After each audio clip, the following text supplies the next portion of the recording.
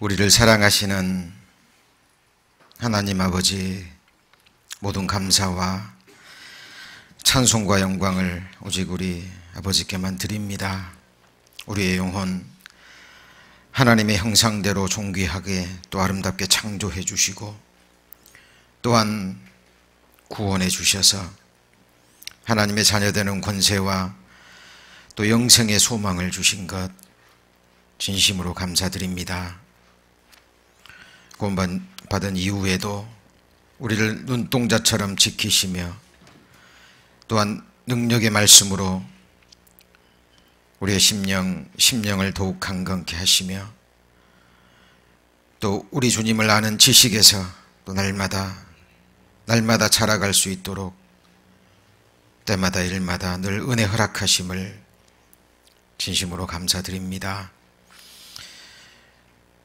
하나님의 도우심이 없이는, 하나님의 은혜가 아니면 저들 한순간도 주님 뜻 가운데 거할 수 없는 너무나 연약하고 부족하고 어리석은 인생임을 이 시간 하나님 앞에 고백합니다. 하나님 말씀대로 끝까지 저희와 함께 해주시고 또 붙들어 주시고 도와주시고 인도해 주셔서 주님 나라에 들어갈 때까지 우리 신앙의 걸음걸음 결코 곁길로 가지 않도록 주님께서 은혜와 능력으로 함께해 주옵소서. 오늘 주님의 날 또 주님 앞에 또 이렇게 모아주셨습니다. 오늘 주님 허락하시는 한 말씀 한 말씀 배워가는 가운데 우리를 향하신 하나님의 거룩하신 뜻을 또 분별케 하시고 또 우리 마음과 삶 가운데 이루어 갈 수 있도록 하나님께서 역사해 주옵소서. 오늘 말씀의 시종을 오직 주님께 의지하며 주 예수님 이름으로 기도드립니다. 아멘. 하나님 말씀 느헤미야 3장입니다. 구약성경 729페이지 느헤미야 3장 1절 말씀입니다. 느헤미야 3장 1절 말씀 찾으셨으면 함께 같이 읽겠습니다. 때에 대제사장 엘리야십이 그 형제 제사장들과 함께 일어나 양문을 건축하여 성별하고 문짝을 달고 또 성벽을 건축하여 함메야 망대에서부터 하나넬 망대까지 성별하였고. 지난 시간까지는 느헤미야 3장에 기록된 느헤미야의 성문에 대해서 살펴봤습니다. 그것들이 주는 교훈이 무엇인지 또 영적 의미가 무엇인지 거듭난 우리 하나님의 자녀들의 신앙생활과 연관시켜서 함께 은혜를 나누어 봤습니다. 이번 주부터는 역시 느헤미야 시대에 건축된 망대를 통해서 하나님께서 주시는 교훈이 무엇인지 함께 살펴보고자 합니다. 자, 망대가 무엇입니까? 망대의 사전적인 의미는 바로 여기 기록된 대로 주위의 동정을 살피려고 세운 높은 데입니다. 먼 곳을 바라보는 누대라고 그랬는데요. 그 성 안에 낮은 곳에 있으면 성벽이 높기 때문에 성 밖에 어떤 모습도 보이지 않습니다. 성 밖에 어떤 일이 일어나고 있는지 보이지 않습니다. 특별히 지금 대적들이 성을 함락하기 위해서 지금 저 먼 곳에서 침략하고 있어도 성 안에 낮은 곳에 있으면 보이지 않습니다. 그런데 성의 높은 망대 위에 올라가서 보면 성 밖의 모습이 보입니다. 그리고 아주 멀리까지 볼 수가 있습니다. 자, 이 사진이 바로 예루살렘에 있는 다윗의 망대라 불리우는 곳입니다. 여기 성벽이 있고 높은 대가 있죠. 파수꾼들이 이 위에 올라가서 망을 보는 겁니다. 그죠? 성을 지키기 위해서 성에 있는 사람들의 또 생명을 또 재산을 지키기 위해서 파수꾼들이 위에 올라와서 밤낮으로 24시간 성 밖을 살펴봅니다. 저 멀리까지 볼 수 있는 곳입니다. 방금 느헤미야 3장 1절에 읽은 말씀에 그 함메야 망대라고 그랬죠. 느헤미야 시대에 4개의 망대가 세워졌는데 그 중에 첫 번째 망대가 바로 이 함메야 망대입니다. 영어 성경 킹 제임스 성경에 보면 여기 또 타워 오브 메야라고 그랬죠. 메야는 아람어로 100이라는 숫자를 가지고 있습니다. 100은 하나님의 완전함과 그리고 하나님의 거룩함을 나타내는 하나님의 완전의 숫자라고 할 수 있습니다. 그리고 they sanctified it. 자, 하나님의 거룩함, 하나님이 거룩해 하신 것이라는 이 단어가 여기 쓰였는데요. 바로 이 함메야 망대는 하나님의 거룩함을 지키는 망대라고 할 수 있습니다. 자, 기억하셔야 됩니다. 성경의 하나님은 거룩하신 하나님이시죠. 내가 거룩하니 너희도 거룩하라 라고 말씀하셨습니다. 하나님의 뜻은 이것이니 너희의 거룩함이라. 그렇죠? 하늘에 계신 너희 아버지께서 온전하신 것처럼 너희도 온전한 자가 되라고 하나님께서 말씀하셨습니다. 기억하십시오. 하나님은 우리의 형상을, 우리의 영혼을 하나님의 형상대로 창조하셨습니다. 그렇죠? 그리고 한 사람의 영혼을 구원하기 위해서 독생자 예수 그리스도의 생명의 피를 흘리셨어요.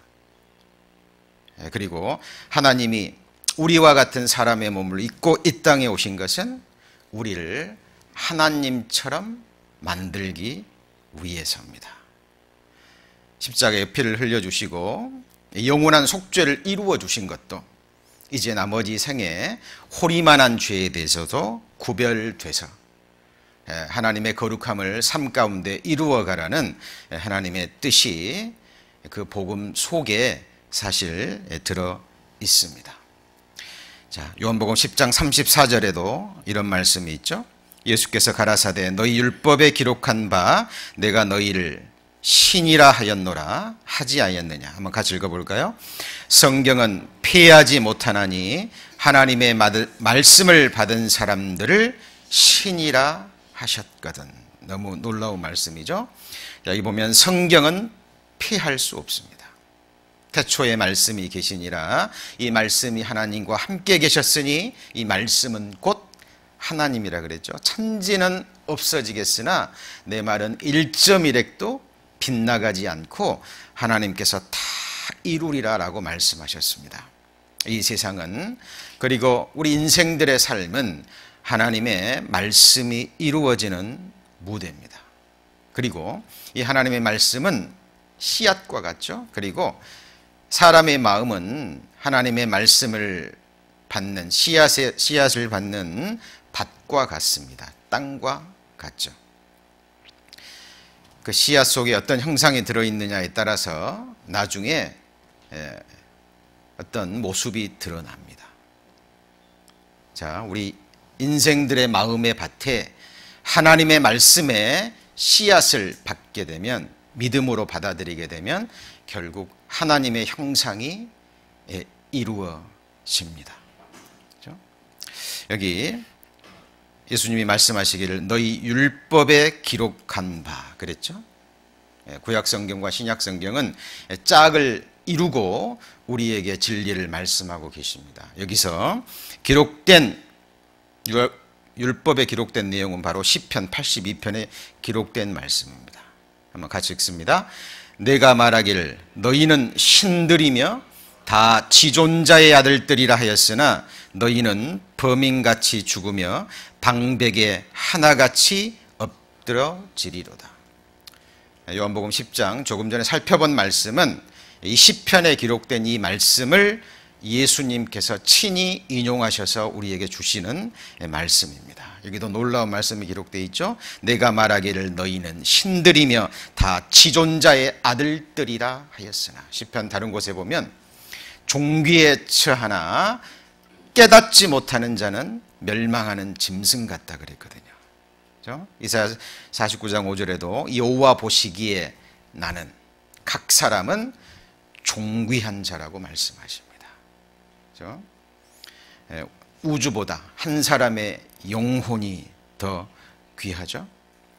하나님의 형상대로 하나님께서 영원한 목적을 가지고 창조한 한 사람의 영혼, 너무 존귀합니다. 그런데 인생들이 하나님을 알지 못하기 때문에, 또 성경을 알지 못하기 때문에, 또 성경을 오해하기 때문에, 또 믿음으로 받아들이지 않기 때문에 이 말씀은 그냥 흘러 떠내려갑니다.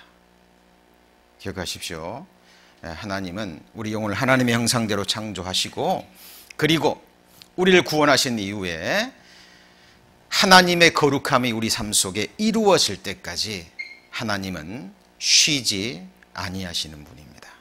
나는 너희를 거룩하게 하는 여호와니라. 왜 이 첫 번째 지은 망대의 이름이 함메야 망대, 하나님의 거룩함을 지키는 망대라는 이름이 지어졌을까요? 이 높은 망대에서 바라보면 우리 인생의 거룩함을, 또 하나님의 자녀들이 모인 교회의 거룩함을 침략하는, 그것을 무너뜨리기 위한 사단마귀 약한 영들의 괴계가 있거든요. 그 대적들이 지금 우리를 노리고 틈을 노리고 있습니다. 우리가 경계하지 않으면, 우리의 거룩함, 하나님의 거룩함을 지키기 위해서 우리가 성을 지키지 않으면, 높은 망대에 올라가서 지켜보지 않으면 적은 우리에게 다가오겠죠. 그리고 그 거룩함은 결국 무너질 수 있습니다. 우리가 함메야 망대를 통해서 우리가 배울 교훈이기도 합니다. 요한복음 2장을 보시겠습니다. 요한복음 2장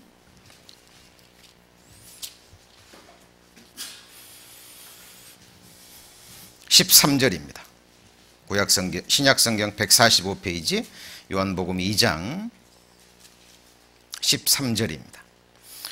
자, 유대인의 유월절이 가까운지라 예수께서 예루살렘으로 올라가셨더니 성전 안에서 소와 양과 비둘기 파는 사람들과 돈 바꾸는 사람들의 앉은 것을 보시고, 15절 16절 같이 읽습니다.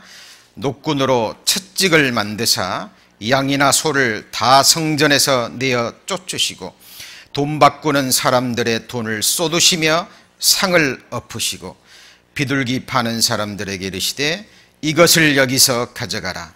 내 아버지 집으로 장사하는 집을 만들지 말라 하시니. 자, 예수님이 성전에서 사람들이 장사를 하고요, 돈을 바꾸어 주고, 은행이 하는 역할이죠. 이것을 보시고 노끈으로 채찍을 만들어서 둘러 엎으셨습니다. 그리고 진노하셨어요. 왜 이렇게 하셨을까요?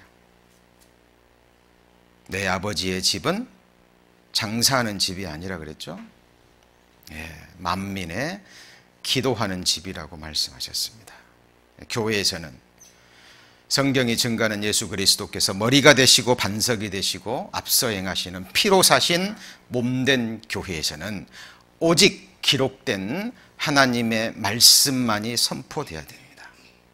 말씀 안에서 교제하고, 말씀 안에서 서로 사랑하고 사랑의 떡을 떼고, 그리고 우리가 받은 이 사랑, 이 귀한 십자가의 복음을 전하기 위해서, 우리 마음과 삶 속에 하나님 나라를 이루기 위해서 함께 합심하는 것 외에 어떤 것도 교회 안에서는 일어나서는 안 됩니다. 특히 이를 보기 위해서 장사하거나 돈을 바꾸는, 그죠?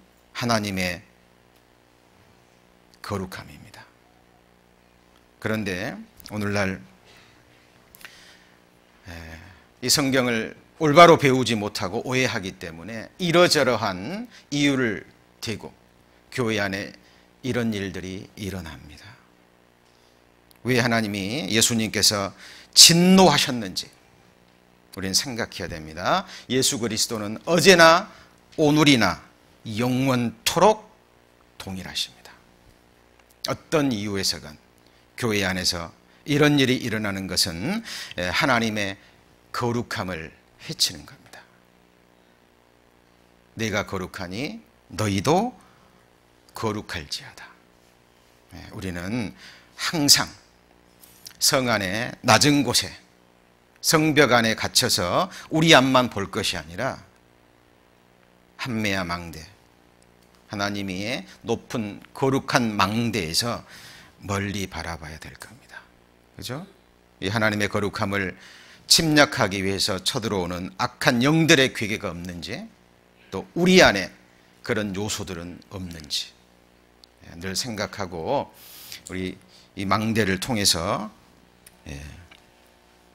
하나님의 주시는 교훈을 받아야 될 겁니다.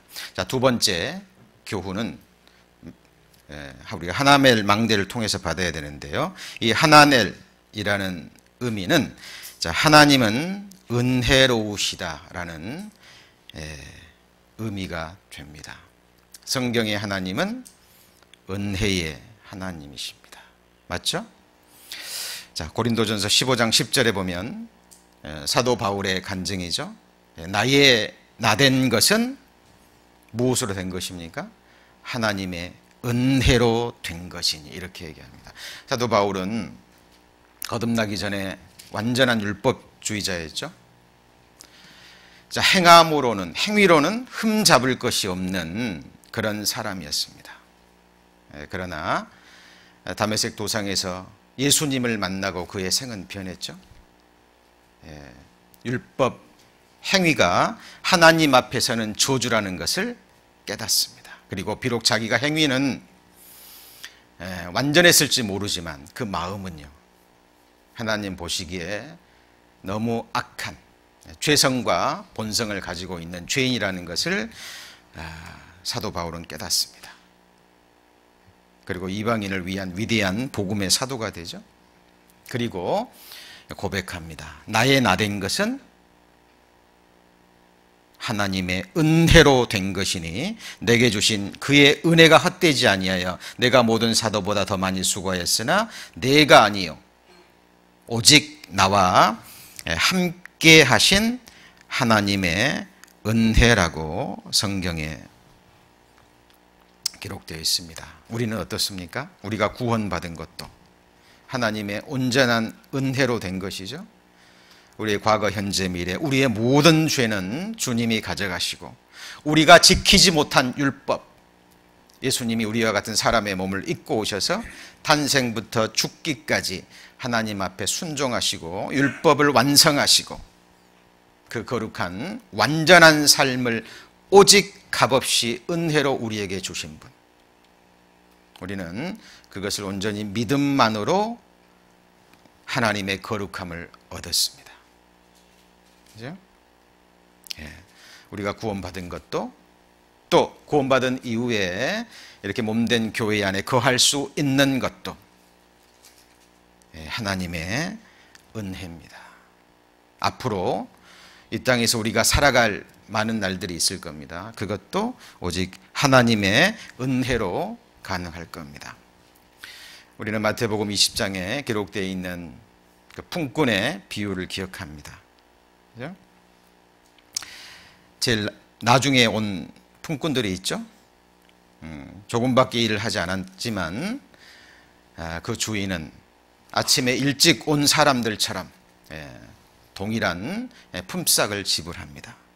그것은 그 품꾼, 그 포도원 주인이 불의해서가 아니죠. 그것은 그 주인의 은혜입니다. 1만 달란트 빚을 탕감해 준 그 비유의 이야기도 결국은 하나님의 은혜입니다. 그러죠? 하나님의 은혜가 아니면 우리는 하나님 앞에 설 수도 없고, 그리고 살아갈 수도 없습니다. 그 하나님의 은혜를 노래한 많은 찬송이 있습니다. 제가 찬송을 잘하면 좀 직접 불러드릴 텐데, 그래서 그 조용갑 교수님이 부른, 한국의 유명한 테너시죠. 아주 독실한 크리스찬이라고 그럽니다. 그래서 한국에 있는 수원에 있는 교회에서 이 찬양을 했는데요, 너무 아름다운 가사의 내용입니다. 아마 많이 들어보셨을 거예요. 기억하십니까? 예, 한번 들어보시죠. 나를 지으신 이가 하나님, 나를 부르신 이가 하나님. 우리 몸된 교회로 지금 이 자리에 앉아 계시는 것이요, 우연이 아니죠. 나의 나된 것은 다 하나님의 은혜라. 나의 달려갈 길 다가도록, 나의 마지막 호흡 다하도록 나로 그 십자가 품게 하시니, 나의 나된 것은 다 하나님의 은혜라. 한량없는 은혜, 갚을 길 없는 은혜, 내 삶을 애워싸는 하나님의 은혜, 나 주저함 없이 그 땅을 밟음도. 이 땅은 산자들의 땅이죠. 현재 지금 우리가 거하는 이곳이 하나님의 생명을 받은 산자들의 땅이고요, 결국 새하늘과 새 땅, 온전케 된 의인들이 영생 복락을 누릴 성경에 약속된 그 땅을 우리가 지금도 밟고 있고 곧 밟을 겁니다. 그것도 나를 은혜로 붙드시는 하나님의 은혜라는 너무나 아름다운 가사의 내용입니다. 감상하지 마시고요, 함께 이 내용을 가지고 하나님의 은혜를 찬양하는 3분 한 40여 초 좀 되는데요, 함께 좀 찬양을 드렸으면 좋겠습니다. 불 좀 꺼주시죠.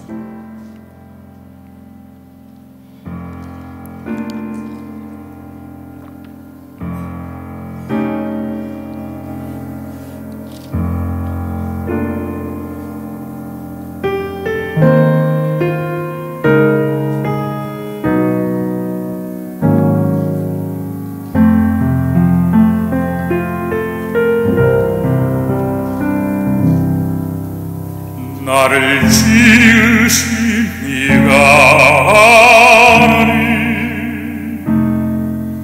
나를 부르신 이가 하나님, 나를 보내신 이도 하나님, 나의 나된 것은 다 하나님 은혜라. 나의 달려갈 길 다가도록, 나의 마지막을 다하도록, 나로 그 십자가 묻게 하시니, 나의 나된 것은 다 하나님 은혜라. 한량없는 은혜, 갚을 길 없는 은혜, 내 삶을 애워싸는 하나님의 은혜, 나 주저함 없이 그 땅을 밟음도, 나를 붙드신 하나님의 은혜.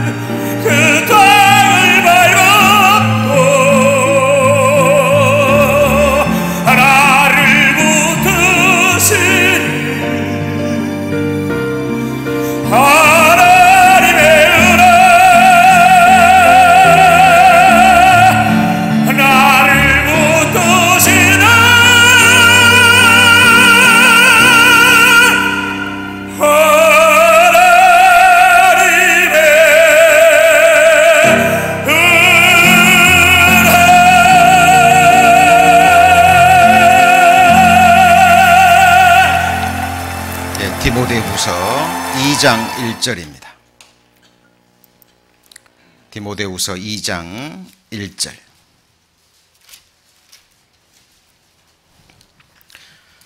자, 시간 안에 못 찾으신 분 여기를 보셔도 되겠습니다. 자, 한번 같이 읽겠습니다. 내 아들아, 그러므로 내가 그리스도 예수 안에 있는 은혜 속에서 강하고. 자, 사도 바울이 복음으로 낳은 너무나 사랑하는 아들 디모데에게 보낸 개인 서신의 내용이죠. 자, 내 아들아, 야, 그러므로 내가 그리스도 예수 안에 있는 은혜 속에서 강할 것을 지금 권면하고 있습니다. 은혜 속에 강하다라는 이 말씀의 의미가 무엇일까요? 사도 바울은 이 몸에 지병이 있었던 것 같습니다. 많은 사람들이 그것이 안질일 거라고 추측을 하는데요. 그것 때문에 하나님을 섬기는 일에 또 복음을 전하는 일에 너무나 많은 지장이 있었던 것 같습니다. 그래서 사도 바울이 3번이나 간구했다 그랬죠. 그런데 하나님이 그 사도 바울의 간구를 들어주셨습니까? 네, 아닙니다. 사도 바울에 대한 하나님의 응답은 바로 내 은혜가 내게 족하도다 라는 그 말씀이 사도 바울에 대한 간절한 기도의 응답이었습니다. 왜냐하면 사도 바울은 하나님께로부터 너무나 많은 것들을 받았거든요. 그 믿음과 함께 셋째 하늘까지 올라가는 그 은혜를 누렸고요. 그래서 사도 바울이 혹 하나님 앞에, 교회 앞에 인생들의 마음 위에 그 마음이 높아질까 봐 하나님이 그를 낮은 곳에 두기 위해서 사도 바울의 그 간구를 들어주지 않았습니다. 그것을 사도 바울은 깨달았죠. 그리고 자기의 연약함을 이제는 자랑한다라고 고백합니다. 왜냐하면 그 하나님의 은혜가, 하나님의 능력이 자기 안에 거할 수 있기 때문에 우리도 하나님이 허락하시는 그 은혜 속에 강해져야 될 것입니다. 이것은 사도 바울이 디모데에게 보낸 개인 서신일 뿐만 아니라 우리 주님, 예수님께서 바로 우리 개인에게 주신 개인 서신이기도 합니다. 그죠? 우리에게 아들을 주셨습니다. 아들을 아끼지 않고 주신 분이 우리 하나님이십니다. 무엇을 주지 않겠습니까? 그러나 필요한 것만 주실 겁니다. 우리의 믿음의 분량을 따라서 우리에게 꼭 필요한 것, 하나님은 때를 따라 우리에게 공급해 주실 겁니다. 우리는 은혜 속에 강해져야 됩니다. 그렇죠? 그리고 하나님이 우리에게 주시고자 하시는 것은 은혜 위에 은혜, 풍성한 은혜입니다. 그렇죠? 그런데 왜 인생들이 하나님이 주시는 은혜 위에 은혜, 그 풍성한 은혜를 받지 못할까요? 방금 말씀드렸듯이 하나님의 은혜는 낮은 곳으로 흐릅니다. 그렇죠? 하나님 앞에 그 마음이 준비되지 않았기 때문에 하나님은 주시고 싶은데 하늘에 한량없는 은혜를 쌓아 놓으시고 부어주기를 원하시는데 준비가 안 돼서 그 은혜를 받지 못하는 사람들이 너무 많습니다. 그래서 하나님은 또한 기다리시는 거예요. 이사야 30장 18절에 보시면 그러나 여호와께서 뭐 하신다고요? 기다리시나니 이는 너희에게 몰려 은혜를 베풀려 하심이요. 그렇죠? 은혜를 받을 만한 그 낮은 마음, 사도 바울과 같은 성경 속의 믿음의 선진들처럼 하나님의 은혜가 없이는 한순간도 살 수 없고 하나님 뜻 가운데 거할 수 없고 하나님의 말씀에 순종할 수도 없는 자신의 본성을 깨닫고 철저히 그 인생의 무릎이 하나님 앞에서 꿇려진 자, 오직 은혜로 거듭남도 구원받는 것도 우리가 주님의 일을 하는 것도 오직 은혜로입니다. 자, 그래서 성경에 여러 말씀들이 성경에 기록되어 있습니다. 은혜로 행한다라는 말씀도 기록되어 있죠. 우리가 일꾼 된 것도 은혜의 선물을 따라서 하나님의 은혜로 된 것이고, 우리는 기억해야 됩니다. 성경의 하나님은 은혜의 하나님입니다. 그런데 왜 이 망대의 이름이 은혜의 망대, 하나넬 망대냐는 겁니다. 이것도 우리 시선이 인간적인 시선으로 보면 낮은 곳에 있으면 보이지 않습니다. 그죠? 하나님의 시선으로 높은 망대 위에 올라가서 우리의 생애를 지켜볼 때, 우리의 삶을 지켜볼 때 그때서 보일 수 있는 것이라는 거예요. 그죠? 왜 내 개인에게 이러저러한 일이 일어나는지, 우리 가정이 하나님을 믿고 하나님만 섬기는데 왜 이러저러한 일들이 일어나는지,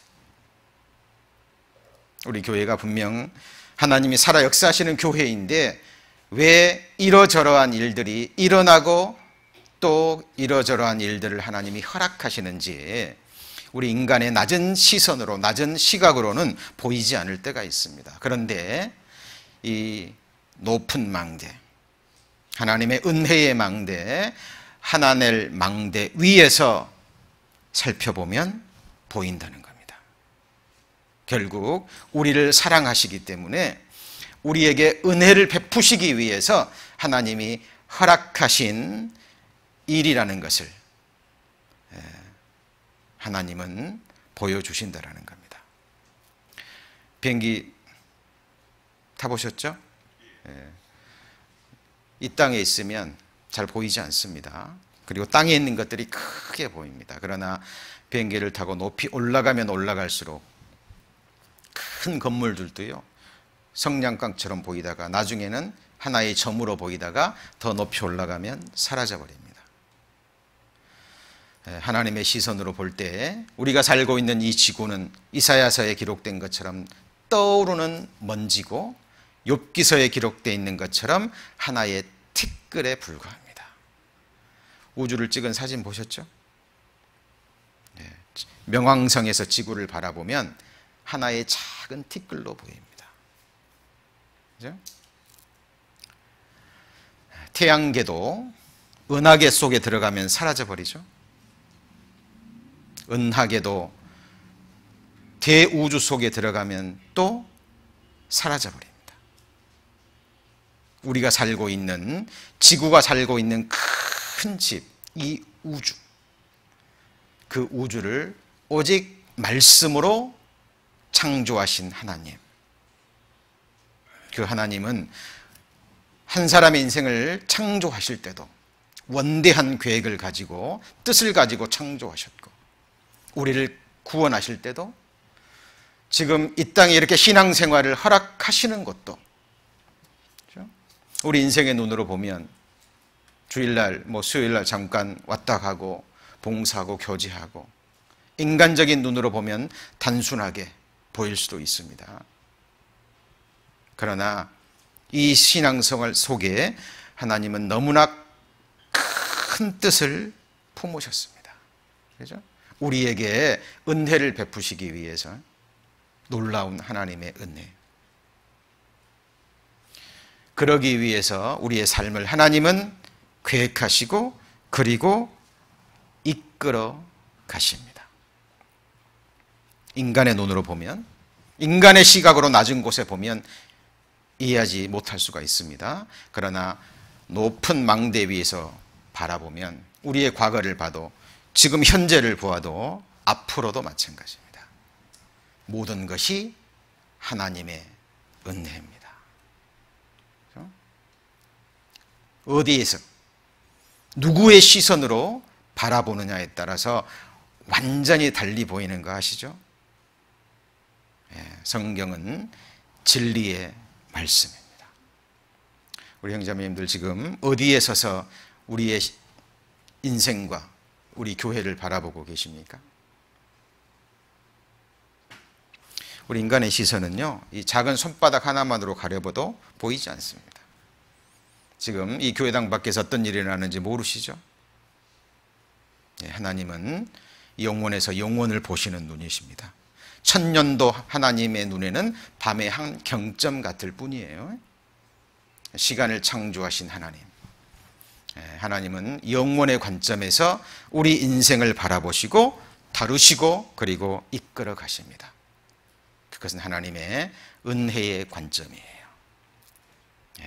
우리가 하나넬 망대를 통해서 배워야 될 하나님의 교회입니다. 교훈입니다. 그래서 자, 우리가 하나님의 은혜로 구원받고 은혜로 산다면, 오늘 하루를 살더라도요, 항상 은혜로 하나님 앞에 무엇이든지 행해야 된다는 겁니다. 고린도후서 1장입니다. 고린도후서 1장 12절입니다.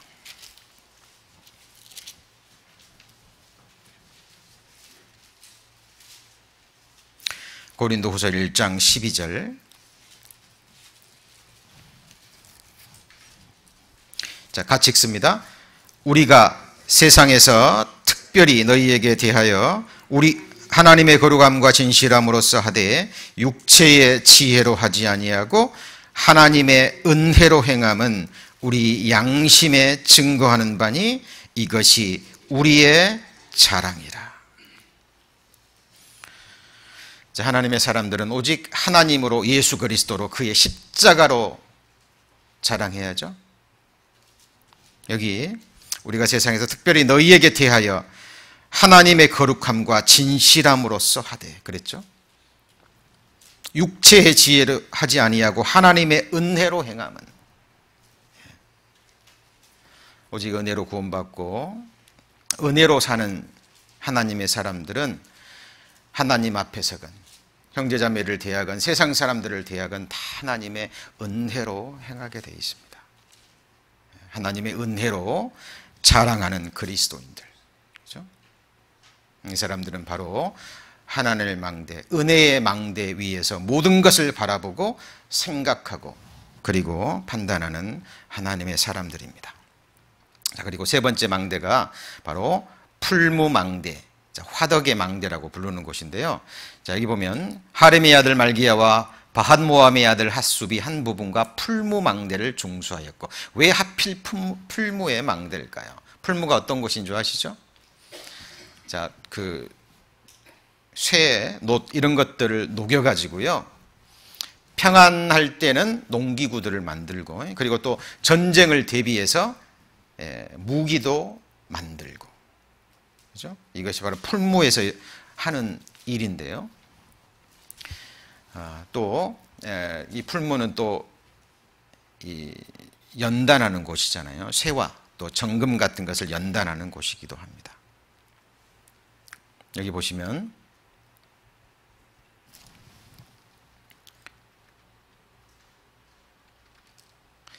자, 풀무망대라고 말씀하셨는데요. 이사야 48장을 한번 보시겠습니다. 이사야 48장. 구약성경 1025페이지입니다. 이사야 48장 10절입니다. 이사야 48장 10절.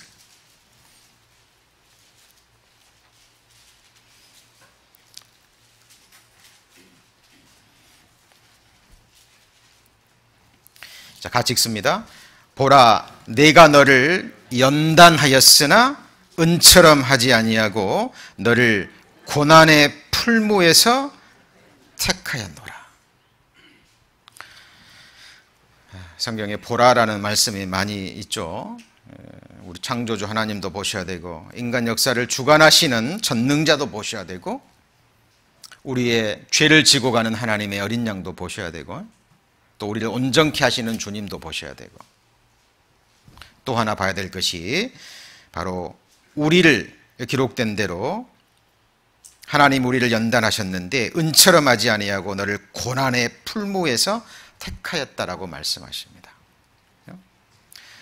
자, 하나님께서 야곱에게 하나님의 축복을 허락하셨습니다. 그런데 야곱에게 그 하나님의 축복을 그냥 주셨나요? 아니죠. 하나님이 야곱에게 약속하신 그 축복을 주시기 위해서 야곱을 축복을 받기에 합당한 자로 그의 삶을 연단해 가십니다. 야곱의 삶은 하나님의 연단과 하나님의 믿음의 단련이 무엇인가를 정확하게 우리에게 보여주고 계십니다. 바단 아람 그 라반 삼촌집으로 쫓겨갈 때 광야에서 돌베개를 베고 잠을 자잖아요. 그때 하나님이 이 땅 위에서 셋째 하늘까지 닿는 그 사닥다리를 꿈속에서 보여주십니다. 요셉도 하나님이 꿈을 주셨지만 야곱에게도 꿈을 주셨습니다. 그죠? 그 땅에 거하는 그 연약하고 하나님 앞에 죄 많은 야곱을 하나님이 연단하셔서 하나님의 위치에까지 끌어올리시겠다는 하나님의 의지가 그 꿈속에 들어있죠. 그리고 약속의 말씀을 주십니다. 내가 너와 함께 있어. 내가 어디로 가든지 너를 지키며 너를 이끌어 이 땅으로 돌아오게 할지라.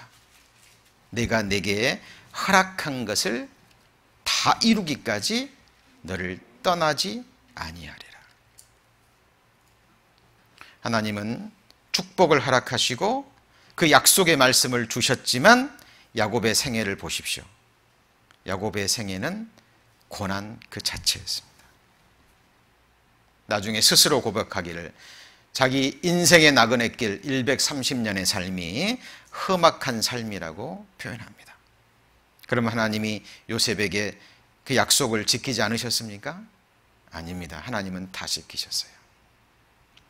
하나님이 야곱에게 허락하신 축복은 이 땅에 지나가는 축복, 썩어질 축복, 그것이 아니라 에베소서 1장에 기록된 것처럼 한번 같이 해보시죠. 하늘에 속한 신령한 복, 아무도 앗아갈 수 없는 완전한 복을 야곱에게 실제로 주신 겁니다. 기억하십시오. 영광은 고난 뒤에 주어지는 겁니다. 하나님은 하나님의 영광을요, 하나님의 자녀들 외에는 어느 누구에게도 허락지 않으신다고 말씀하셨습니다. 왜 우리를 고난 속에 던지실까요? 우리를 사랑하시기 때문에 그렇습니다. 그래서 하나님의 사람들 다 같이 동일하게 고백합니다. 고난당한 것이 내게 유익이라. 그렇죠? 이로 인하여 내가 주의 율례를 배우게 되었나이다. 이것은 머리로 배울 수 없습니다. 왜 하나님의 자녀인데 그리스도인의 삶 속에 고난과 환란이 있을까요? 왜 주님이 역사하시는 교회인데 교회 안에 환란이 일어납니까? 사랑하시기 때문에. 연단 속에서 환란 속에서 우리의 믿음을 정금 같은 믿음으로 만들기를 원하시기 때문에 그렇습니다. 욥기 23장 10절 말씀 다 기억하시죠? 나의 가는 길을 오직 누가 아시나요? 그가 아시나니 그가 나를 단련하신 후에는 내가 정금같이 나오리라. 하나님은 이 세상이 아닌 오는 세상, 진짜 세상에서 우리를 정금처럼 만들기 원합니다. 그죠? 사랑하시기 때문에. 인생은 고난을 위해서 난 겁니다. 어느 누구도 고난을 피할 수 없어요. 징계를 인한 고난이건, 연단을 위한 고난이건, 영광을 위한 고난이건, 그 고난을 주시는 것은 우리의 유익을 위해서입니다. 그렇죠? 왜 내 생애 가운데, 왜 내 생이 이렇게 고난이 있는지, 가끔 어떤 그리스도인들이 그런 간증도 합니다. 육신적으로 보면 거듭나기 전의 삶이 훨씬 더 평안했다고. 근데 거듭난 이유, 이제 하나님의 자녀가 됐기 때문에 하나님이 눈동자처럼 지키시고 침 삼킬 동안도 놓지 않으시고 우리의 모든 일을 간섭하시는 거 아시죠? 왜? 이제 내 사람이기 때문에 그렇습니다. 하나님이 우리에게 축복을 약속했기 때문에 우리의 믿음을 보시고 축복을 받기에 합당한 자로 우리의 삶을 하나님은 이제 이끌어 가시기를 원하시거든요. 영광을 주기 위해서입니다.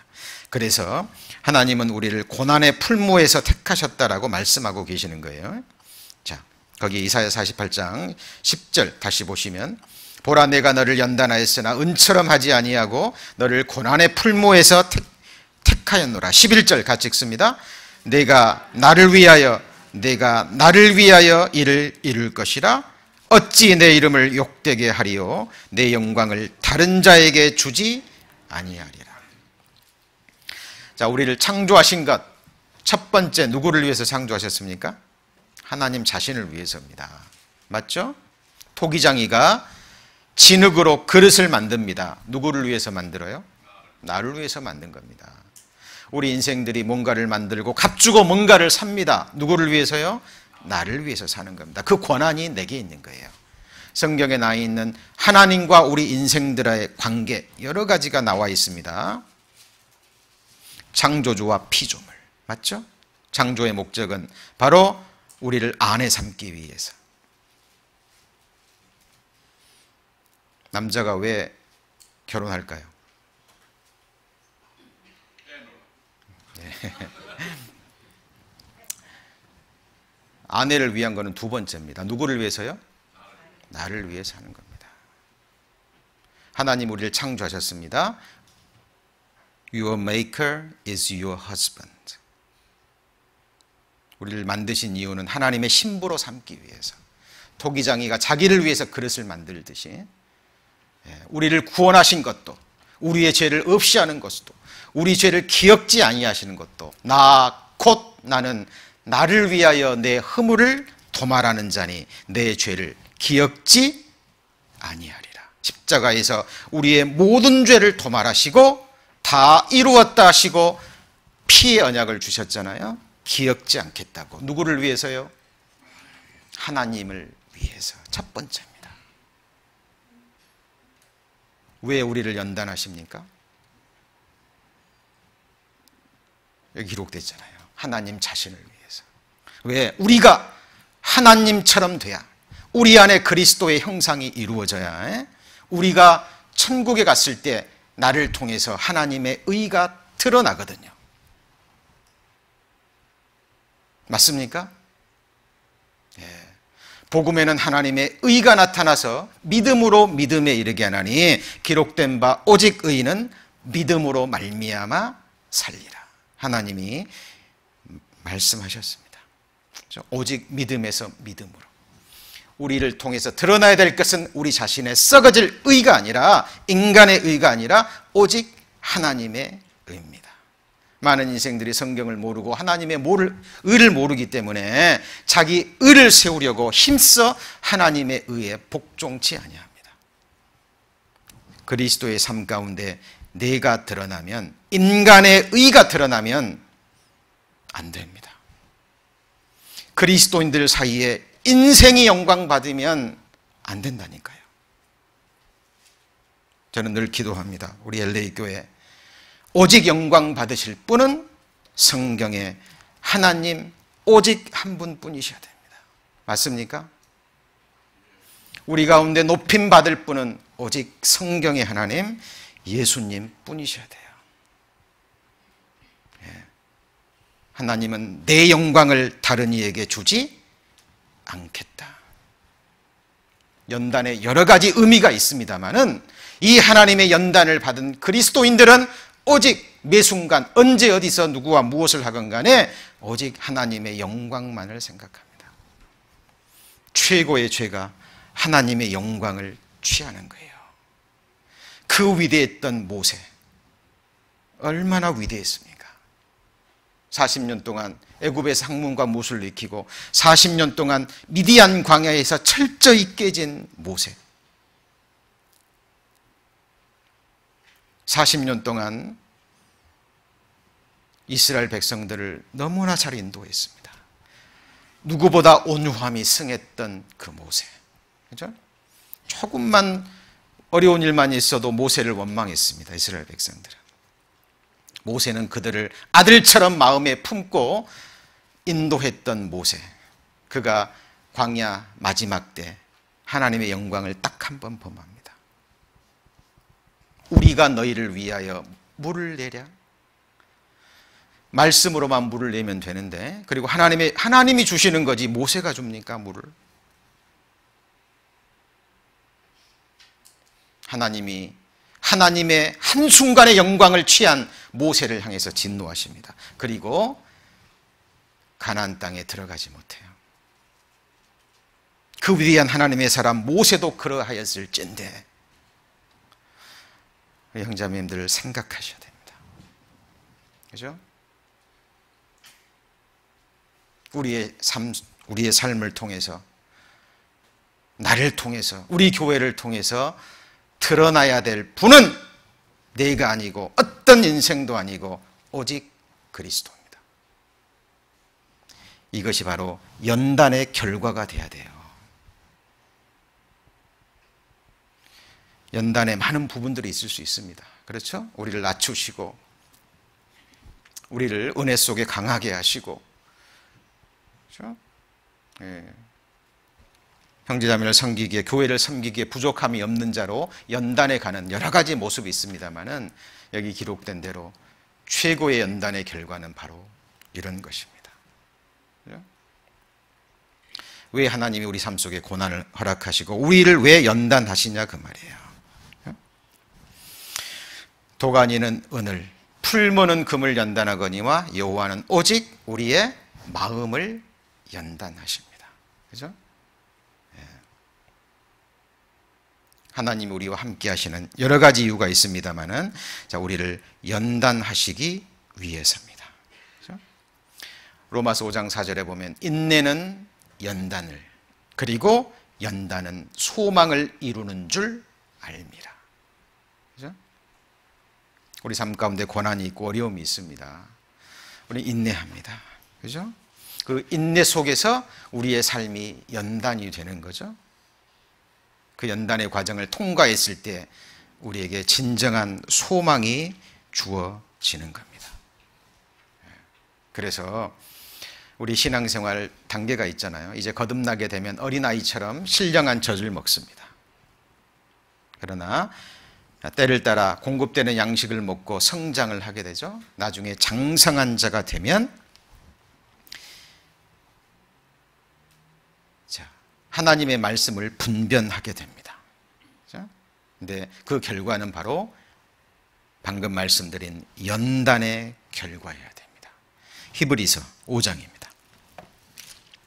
히브리서 5장 4절입니다. 히브리서 5장 4절.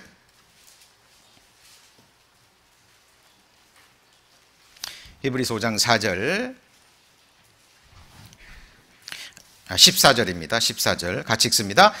단단한 식물은 장성한 자의 것이니 저희는 지각을 사용함으로 연단을 받아 선악을 분별하는 자들이니라. 그죠? 신앙생활 머물러 있으면 안 되죠. 때를 따라 말씀을 공급받고, 그리고 하나님의 연단을 받고 성장해 가야 됩니다. 성경에는 적과 같은 말씀도 있지만 단단한 자가 먹어야 될, 장성한 자가 먹어야 될 단단한 식물이 있는 거예요. 그 과정은 연단을 받으셔야 됩니다. 이것은 사람의 연단이 아니죠. 하나님의 연단입니다. 그래서 우리가 이 교회의 모형 배우셨죠? 포도원도 하나의 교회의 모형이 되는 거고, 그 중에 하나가 하나님의 토기장이의 집도 되는 거고, 그렇죠? 그리고 바로 교회가 또 다른 모습이 바로 하나님의 풀무입니다. 교회 안에서 내가 부서지고 녹아져서 하나님의 새 형상으로 빚음을 입는 그곳이라는 것도 늘 깨달으셔야 됩니다. 우리가 이 풀무망대, 화덕의 망대라는 높은 곳에서 우리 인생을 바라보면 이유가 보인다는 겁니다. 그래서 우리의 신앙생활을 마치고 우리의 생을 마쳤을 때 내 마지막의 모습이, 그렇죠?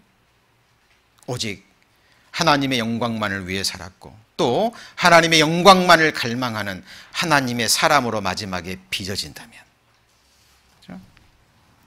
하나님은 기뻐하실 겁니다. 자, 그 관점에서 우리 인생을 바라보셔야 된다는 거예요.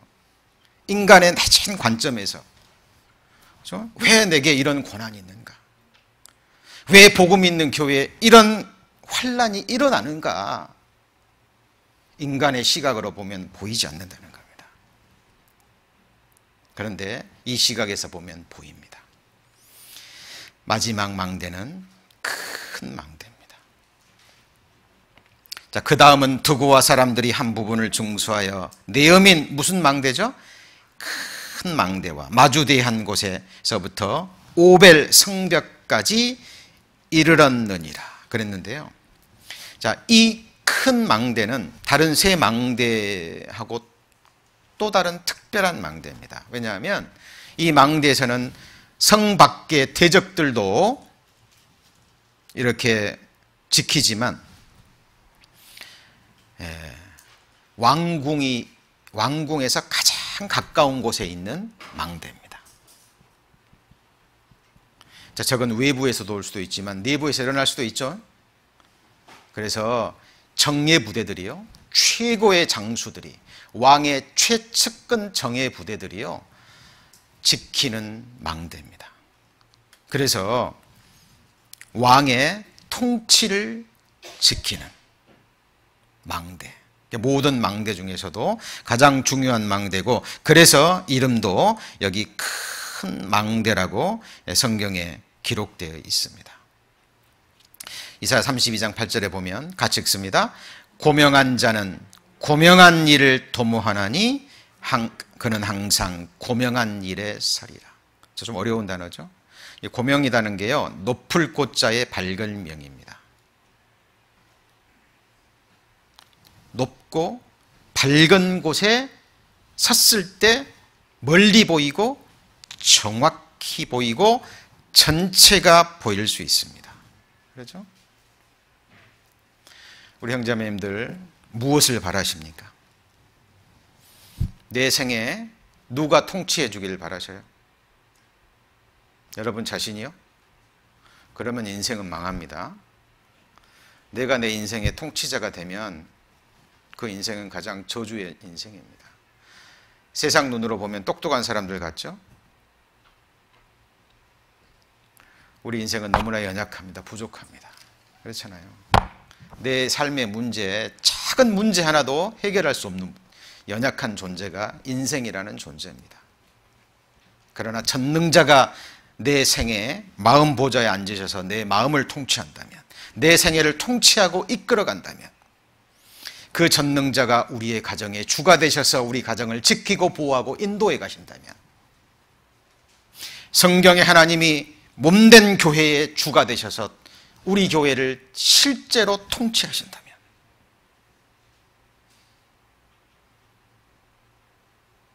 이 큰 망대는 바로 하나님의 통치가 정말 이루어지고 있는지, 내 삶 가운데, 내 가정에, 우리 교회에 이 하나님의 통치가 이루어지는데 방해하는 어떤 대적들이 혹시 쳐들어오지는 않은지, 우리는 이 높고 높은 큰 망대에서 항상 우리의 삶을, 우리의 가정을, 우리의 교회를 지켜봐야 될 겁니다. 이 큰 망대에서 왕을 사랑하고 정말 존경하고 따르는 왕의 최측근 정예부대 장수들이요, 여기를 항상 지켰습니다. 그리고 이 크다라는 의미는 하나님은 넓게 보시는 분이죠. 크게 보시는 분입니다. 같이 읽습니다. 하나님은 크고 측량할 수 없는 일을 행하시며 기이한 일을 셀 수 없이 행하십니다. 그렇죠? 하나님은 크시니 우리가 그를 알 수 없고 그 연수를 계산할 수 없는 거예요. 성경에 보면 원시치 못하다라는 것을 하나님이 책망하는 말씀이 있습니다. 우리는 멀리 봐야 되는데, 그죠? 하나님이 요셉을 구덩이에 던지셨습니다. 요셉은 구덩이에 던져져서 뭘 생각했을까요? 보디발 장군의 집에서 종살이를 하면서 유혹을 이겨냈는데, 하나님 말씀을 지켰는데 감옥에 던져졌습니다. 그런데 요셉은 원망하지 않았죠. 불평하지 않았습니다. 왜요? 요셉은 하나님의 큰 꿈을 받은 하나님 앞에 큰 사람이었거든요. 신앙의 세계가 아니더라도요, 이 세상에서도 그 인생의 그릇의 크기가 있다 그러죠. 네. 그런데 하나님을 알고 하나님을 아는 지식에서 자라갑니다. 그리고 하나님의 마음을 품기를 원하는 하나님의 사람들, 진정으로 큰 사람입니다. 성경의 시각, 하나님의 시각으로 보면 이 인간의 큰 역사도요, 한순간입니다. 맞습니까? 우리가 살 세계는 시간이 사라져버린 영혼의 세계입니다. 요셉은 애굽의 총리 대신의 자리에 앉았습니다. 근데 하나님의 사람들이 앉을 자리는 어디입니까? 바로 전능자의 보좌입니다.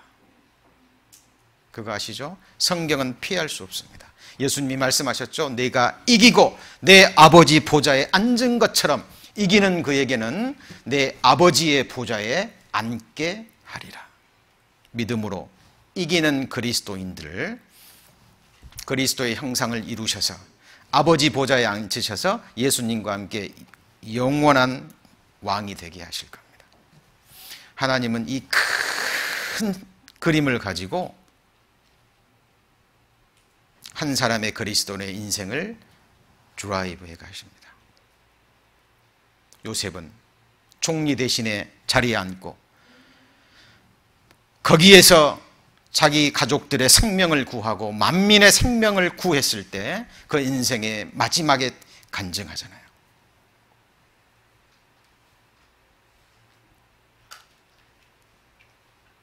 여러분의 5년 후의 모습 어떨까요? 우리 교회의 5년, 10년, 25년, 아니 30년 더 나가서 주님 오셨을 때 그 영광 앞에 나와 그리고 내 가정과 우리의 교회의 모습이 어떨까요? 하나님은 그곳을 보시고 그곳을 푯대 삼으셔서 현재의 내 인생과 하나님의 교회를 이끌어 가십니다. 좁은 시각으로 지나간 과거와 오늘만을 보고 그 시각에 갇혀 있다면 미래는 보이지 않습니다. 우리는 어디에 올라가야 됩니까? 큰 망대 위에서. 우리가 다윗의 용사들이잖아요. 맞습니까? 다윗의 그림자된, 다윗은 예수님의 그림자가 되잖아요. 우리는 오직 예수님만이 우리의 왕이 되고 하나님 나라에서 영원한 왕이 되기를 바라는, 예수님의 통치를 지키기 위해서 우리는 오늘도 이 큰 망대 위에 올라가서 내 자신의 삶과 우리의 교회를 지켜봐야 될 겁니다. 오직 말씀만이, 성경의 하나님만이 교회를 통치할 수 있습니다. 느헤미야의 4가지 망대를 배웠습니다. 정리해보죠. 첫 번째는 뭡니까? 한메아 망대. 이 높은 망대 위에 올라가서 하나님의 거룩함을 지켜야 됩니다. 교회를 장사하는 집으로 만들면 안 되잖아요. 내 집은 만민의 기도하는 집입니다. 두 번째, 하나늘 망대. 하나님의 은혜의 망대 위에서 은혜라는 관점에서 모든 것을 바라보셔야 됩니다. 왜요? 이게 사실이기 때문에 그래요. 모든 것이 하나님의 은혜입니다.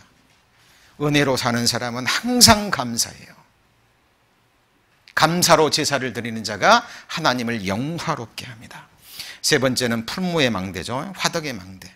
하나님의 연단을 나타내는 망대입니다. 그리고 마지막은 큰 망대입니다. 하나님의 통치와 하나님의 섭리가 이루어지기를 갈망하는 이 위에서 우리는 이 생애와 우리의 교회를 바라보는 먼 미래를 바라보는 그 시각을 가지게 되기를 하나님 앞에 소망합니다. 자, 다음 시간에는 이 4개의 망대 외에요, 최고의 망대가 하나 있습니다. 결코 무너지지 않는 망대. 그게 뭘까요? 여호와의 이름은 견고한 망대라. 의인은 그리로 달려가서 안전함을 얻느니라. 왜 여호와 이름이 망대라 그랬을까요? 하나님이 모든 만물 위에 여호와 이름을 높이 두셨습니다. 하늘 영광 위에 이름을 두셨죠.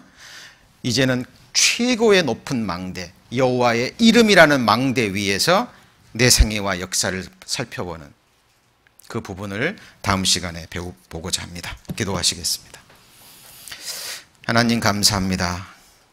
저를 구원해 주시고 항상 소망 가운데 살아갈 수 있도록 은혜 허락하심을 감사드립니다. 주님 오시는 그날까지 오직 주님의 영광만을 위해서 주님만을 높이고 주님만이 우리의 삶과 가정과 교회를 다스릴 수 있도록 그것을 갈망하며 오직 믿음으로 살아가는 저희들 되게 역사해 주옵소서. 오늘 배운 말씀 흘러 떠내려가지 않도록 우리의 삶을 비추어 보고 또 믿음으로 적용할 수 있도록 주님께서 역사